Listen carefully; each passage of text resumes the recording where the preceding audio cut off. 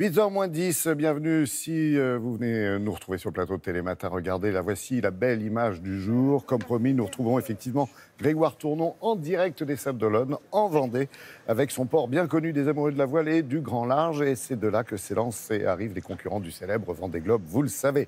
Dimanche, le port sera le point de départ d'une toute nouvelle course un peu particulière, un peu rétro, la Golden Globe Race, pardon. Bonjour Greg, vous êtes où vous exactement, sur quel ponton là?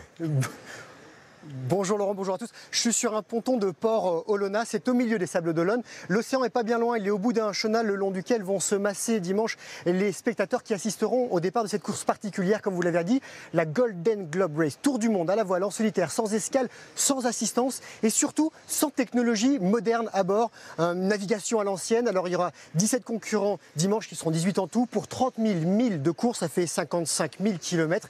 On parle de 300 jours seuls en mer. Oui, c'est une sorte d'hommage à la navigation, j'allais dire, ancienne et qui nous a tous fait rêver. Hommage aussi à la course des années 60, à cette époque.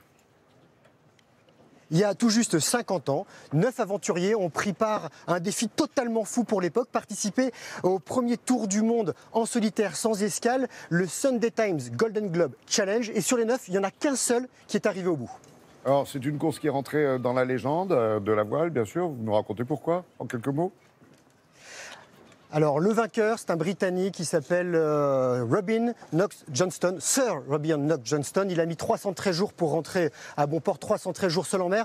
Il y a son compatriote qui s'appelle Donald Crowhurst. Lui, il a menti à tout le monde. Il était dans l'Atlantique Sud, il ne savait pas très bien naviguer. Il n'a pas bougé, il donnait des fausses positions par radio pour faire croire à une progression.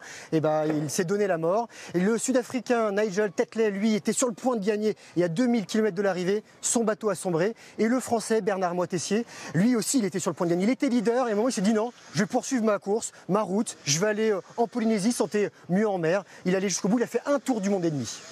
Greg, vous marchez admirablement bien sur l'eau, mais je sais que vous avez navigué il y a quelques jours avec l'un des concurrents célèbres de cette édition, avec VDH, notre ami Jean-Luc Vandened.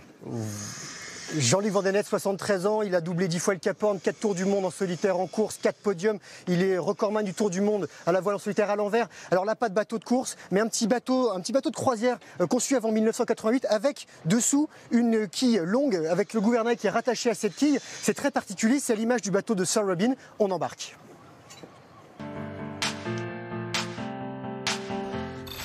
Ça fait 1 heure que je tourne.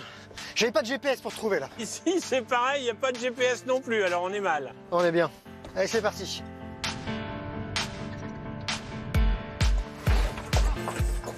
Ça monte vite. C'est pas mal pour un petit Parisien. On va se dérouler, tu vois. L'organisateur a poussé le vice jusqu'à faire comme si on était en 68, donc on n'a pas le droit d'avoir autre chose que des cassettes. On a des caméras Super 8. On a des appareils photo argentiques avec une bobine, tous fait à la main. Il n'y a rien d'électrique, c'est pas autorisé, donc il n'y a pas d'hydraulique non plus. Configuration des années 70. Voilà. Quelle est la seule chose moderne qui a été autorisée à bord? C'est moi. C'est un Rustler 36, ça fait 36 pieds, c'est-à-dire moins de 11 mètres, 10 mètres 70 à peu près. Et ça fait 3 mètres 20 de large, et ça a un tirant d'eau assez faible de 1 mètre 70. Et la hauteur du mât? Je sais pas, mais suffisante. On n'a pas le droit du tout de le modifier, de l'alléger, d'enlever les petites moulures. Pour la sécurité, on a le droit de rajouter des cloisons étanches. La seule chose totalement moderne, c'est les pléthores de sécurité qu'on a, les nombreuses balises de détresse. On a un GPS qui est scellé, et donc si on est vraiment perdu, parce qu'on ne sait plus faire le point, on peut sortir son GPS, mais on est hors course à ce moment-là. Nous allons installer le lock. Le lock, c'est quoi? C'est une petite hélice qu'on va traîner derrière et qui va nous donner notre vitesse et notre distance parcourue. Quand on ne peut pas faire de point au sextant, on navigue à l'estime. Parce que le sextant, on peut l'utiliser que quand il y a du soleil. Du soleil, des étoiles ou la lune. Faut être bon en maths? Ouais, faut pas être con, quoi. Je peux pas les vérifier sur mon téléphone, quand même, la position? Attends, déjà, faut que je chope le soleil. Tu dormiras combien de temps? Bah, comme tout le monde. C'est-à-dire, parce que moi je dors pas beaucoup. Hein. Oui, bah moi non plus.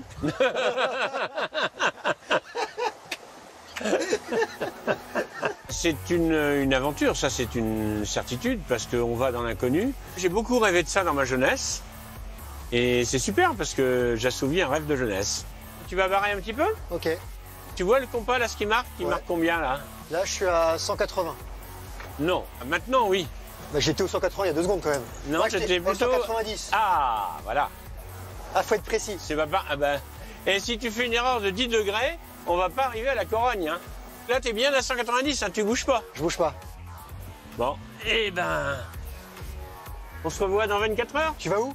Je vais dormir. Non, non, attends, me laisse pas seul. Ne me quitte pas. Je veux t'oublier. Je connais pas les paroles.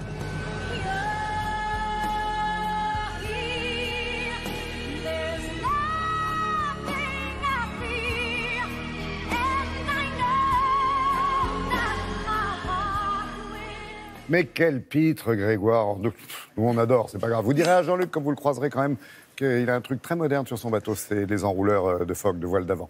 Bon, mais je crois que c'est autorisé quand même. La flotte part dimanche, on peut aller voir les bateaux. Oui, vous pouvez venir sur le ponton, voir ces bateaux. Il y a des animations pour le public, des animations gratuites. Alors le village, il y a un village qui est installé qui ouvrira à 10h. Et vous pouvez aussi venir voir 2 bateaux mythiques. Il y a Swahili, qui est le bateau de Sir Robin, qui a gagné, et Joshua, sur lequel je suis, le bateau de Bernard Moitessier, où j'étais accueilli à bord. Et vraiment, vous pouvez venir les voir. Et surtout, dimanche, voilà, ils quitteront le ponton à 9h30 et le départ sera donné donc au bout du chenal, là-bas, vers midi, en mer. Partir pour 300 jours de mer, une très belle aventure. 17 skippers, 17 bateaux, avec plusieurs nationalités, hein, on le voit, beaucoup d'anglais, non, j'imagine. Oui, il y a pas mal d'anglais. Oui, ils sont bien représentés. Ok, merci. Et puis une femme, hein, quand même, il ne faut pas l'oublier, il y a une femme, c'est Suzy Goodall. Exactement, il y a une femme, donc on la salue. Et j'irai voir Jean-Luc Vandenette pour lui parler de sa petite technologie à l'avant du bateau. Ça marche, vous le saluez pour nous, le copain Jean-Luc Vandenette. Merci Grégoire.